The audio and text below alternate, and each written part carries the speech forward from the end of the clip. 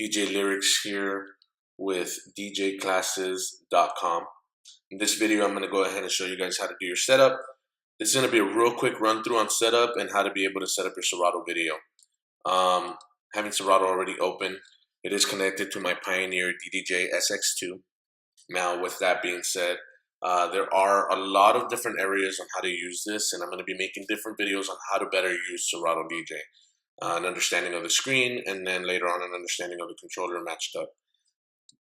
Getting to the point, I'm going to show you my setup. I'm running a mid-2014 MacBook Pro, 8 gigabytes. Everything that I have set up is pretty easy. My breaking on my music is set up so that the stop time is a little bit different. That way, if you're using a deck, you have that little lag that comes in on the breaking, so you get that slow sound. I don't check any of these. You can see my control preferences. If this is something that might suit your needs, you're more than welcome to copy them. Track any warnings, all I leave on, and I use my auto gain. Leave it at its recommended setting. On song load, I have all of these checked, and I leave my virtual deck speed at 33 rotations per minute. I do love using instant doubles right away. Recording wise, if you're wondering about that, leave it at 24-bit AIFF, or you can use Wave, whatever's better for you. My sync preferences are off, but just so you guys know, there is going to be another video I want to make on how to use Serato Flip. It entails how to use the sync preferences. It's very important that this is on and that snap to beat grid is on as well, because when you quantize, depends on how much and everything. So that's going to be another lesson later on. For now, let's just focus on what we're doing today, getting the simple breakdown and then the video.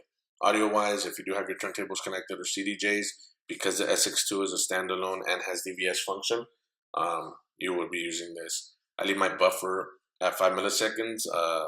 Any higher, there's too many dropouts. Any lower, there's a lot of static. And again, that depends on how fast your computer is and how much RAM it has. If you are using a CD and vinyl, this is the setup that I normally have, enable sticker lock and whatnot. My library and display, which corresponds to my actual screen. I have my custom crate columns open, and I include the sub crates, leaving everything used on blue. My library text slightly smaller. If you do play with this, you can see and you can choose your own preference and how big you want it. I do not use iTunes library. I don't like that it takes up extra buffering based on my computer not being as fast.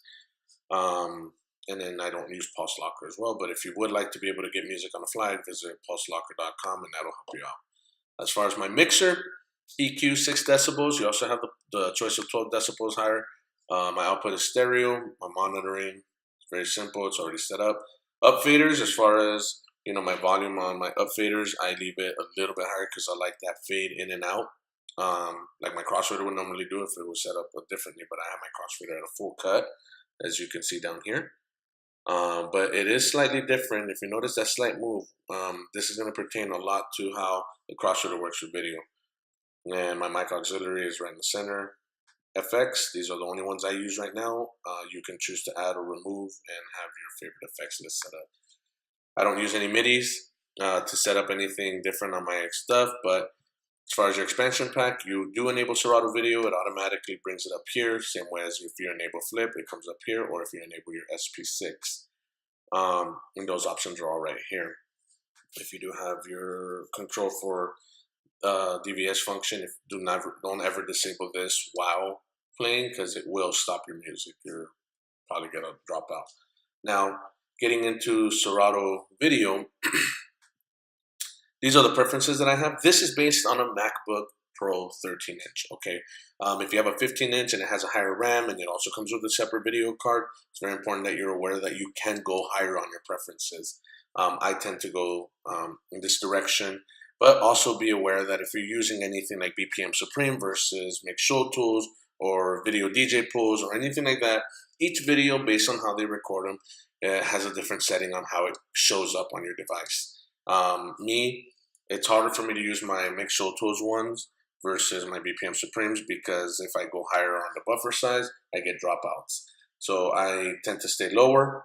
My video aspect ratio stays at 16:9 because it's all mostly flat screens. Output quality is high. Audio recording is 720. You do have all your other options.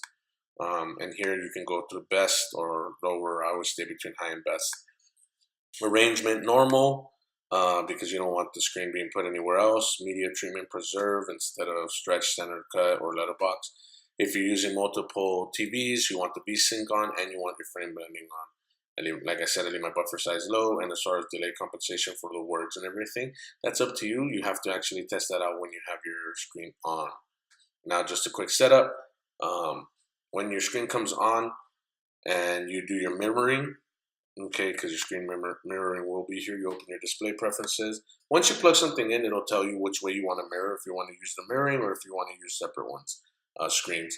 Once you do, you drag this over to the next screen, and then you double click in the center, or you can go ahead and open up Serato Video, and you can click the screen that makes it grow or small, larger or small. These are your options as far as blending. Now, as I mentioned, the crossfader, see how now I have it dragging. If I go really tight on it, it automatically just cuts right into the center, which I really don't like. So a recommendation is to slightly move the crossfader a little over and then adjust your contour to where it'll snap back. Now I get the drag. It's still really good as far as sound. Okay, and again, your contour on your volume, if this is here, see how it brightens up and brings it down. So that's right here on the right hand side. You make sure the link is on, crossfader is on, FX link is on. Make sure these are all off. You don't want the auto transitions or the media crate on, because then it starts kind of playing things differently and it starts switching up your way of mixing. Just have these links on. I don't use none of these effects here. If you do have a device that can be expanded to be able to use those, you can. If you want to add a picture, an image, there's that. So I worked at Big Wangs. We'll turn this on. What happens is it automatically adds a picture there for you. I removed mine, so it's not showing up right now. But you can turn that off.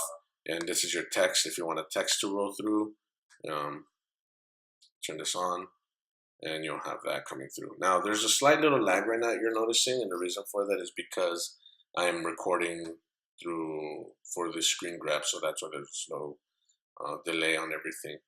But that's basically it. My recommendations as far as grid changes, grid 2x2, melt, Luma key fade are probably some of my favorites.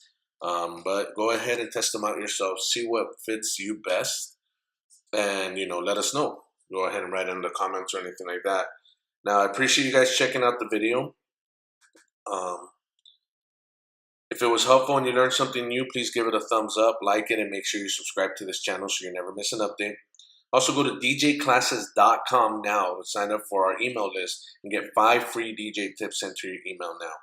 Once again, my name is DJ Lyrix. Thanks for checking it out, and I'll be making out the next video so you guys can check it out.